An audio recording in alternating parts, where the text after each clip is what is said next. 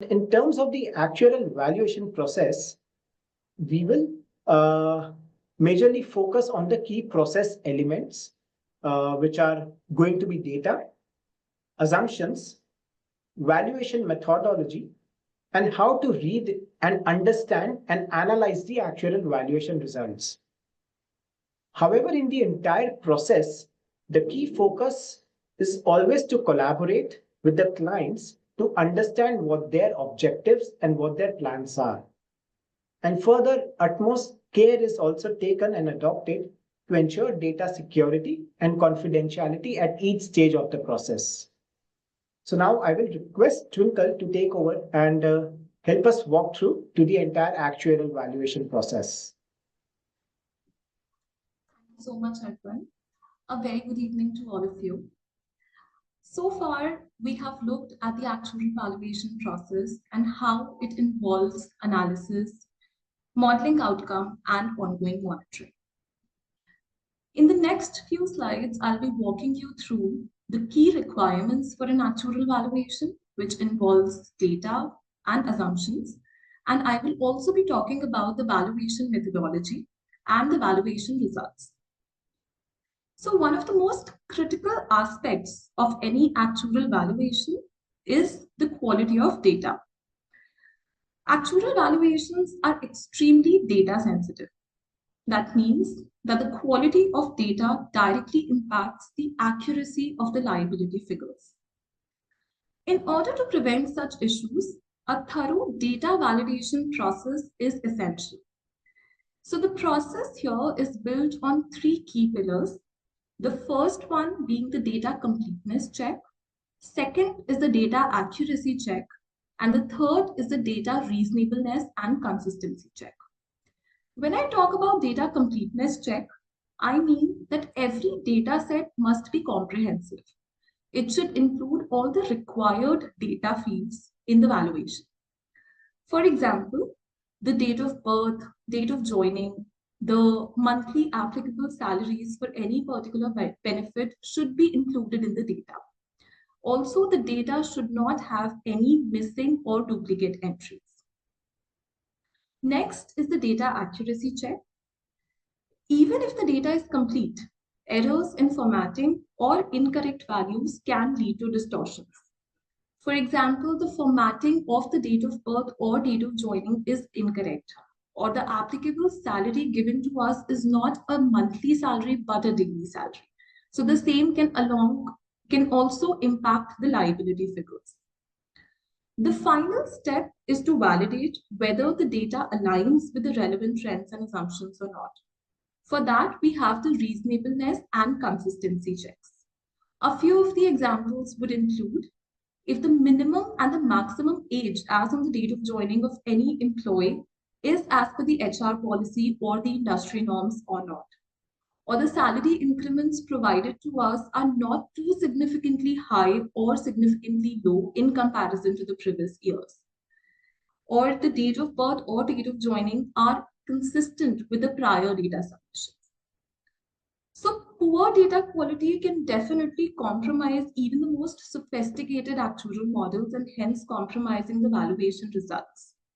So this step can be considered as not just a compliance requirement, but also a financial necessity because it strengthens the credibility in the financial reporting and it reduces audit queries.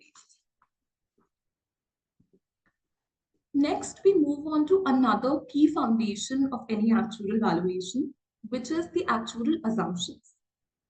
So the assumptions help project the future obligations based on the available data.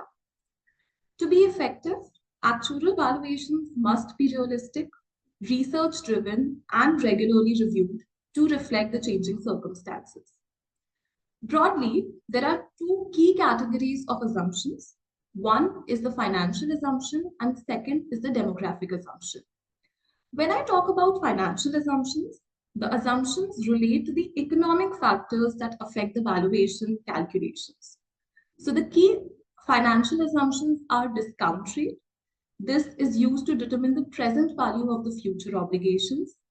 Second, we have the salary growth rate. This reflects the expected salary increases over time. And third, we have the expected return on assets, which is generally used for the funded plans. This estimates the return on plan assets. The second category of assumptions is the demographic assumptions. So here we have the first assumption as the mortality rate.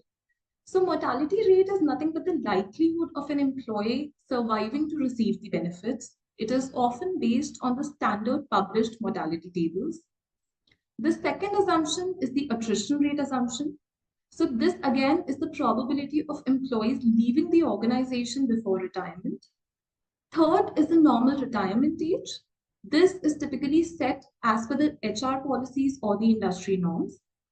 Fourth is the leave utilization rate. This is the rate at which the employees use the accumulated leaves. It also affects the provision. So in short, well-researched and well-set assumptions enhance the reliability of valuations. It ensures more accurate financial reporting and informed decision-making. Now, the key question is, how do we determine each of the most important assumptions? So, as per the best practices, assumptions should be both unbiased and mutually compatible, meaning that they must be neutral, data-driven, and they should reflect logic-economic relationships. For example, rising interest rates should correspond with higher salary growth rates as well. Now, the main question is, how are these determined? So I will walk you through the 4 key assumptions, financial as well as demographic.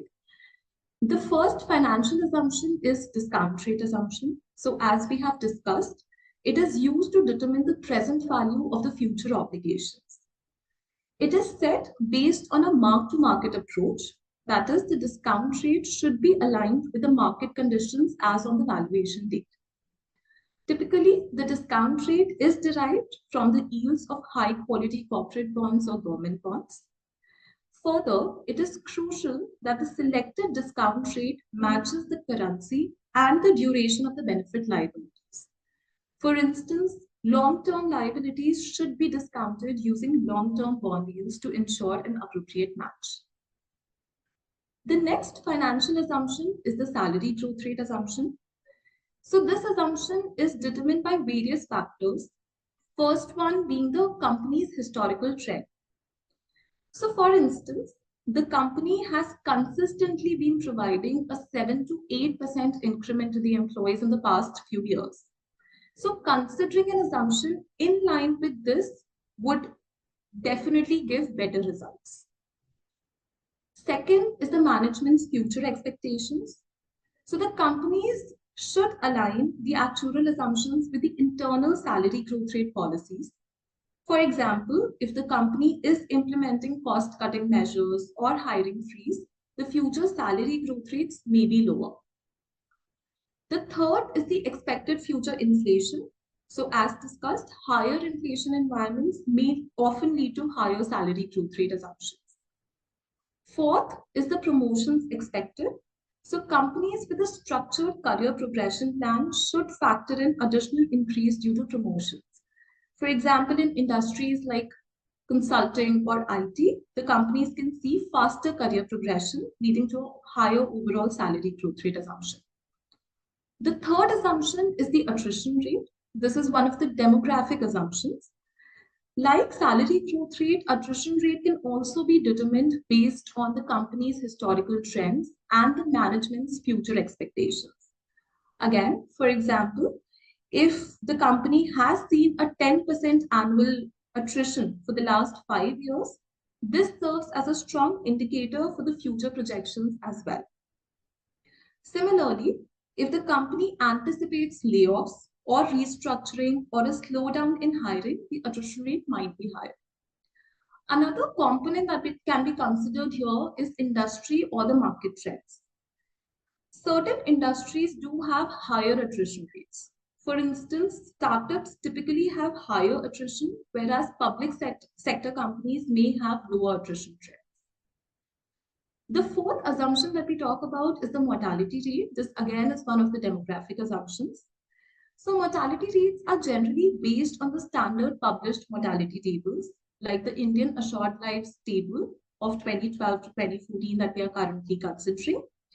However, allowances should definitely be made for the longevity improvements. Like the rates could be adjusted for increased life expectancies or medical advancements. Further, industry or sector specific adjustments are also recommended. For example, there are certain professions that have high mortality rates, like mining or construction workers, whereas white collar professionals generally have lower mortality rates.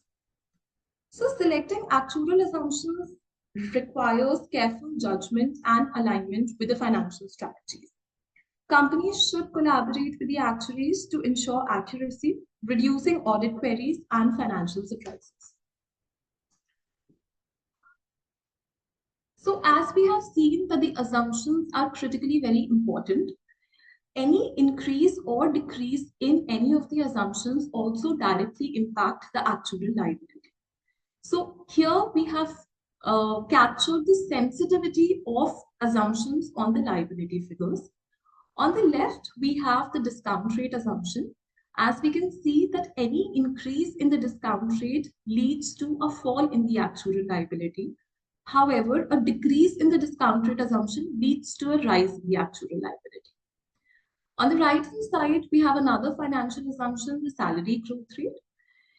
It is directly proportional. So we have any increase in the salary growth rate will result in an increase in the actuarial liability, and any decrease in the salary growth rate will result in a fall in the actual liability.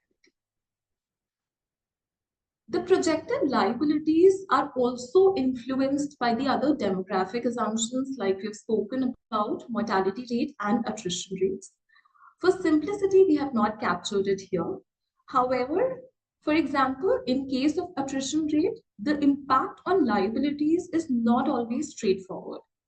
An increase or decrease in attrition rate alone does not directly indicate a rise or fall in the liabilities. Other factors such as financial assumptions, retirement age, or overall workforce compensation can also play a critical role in determining the actual effect.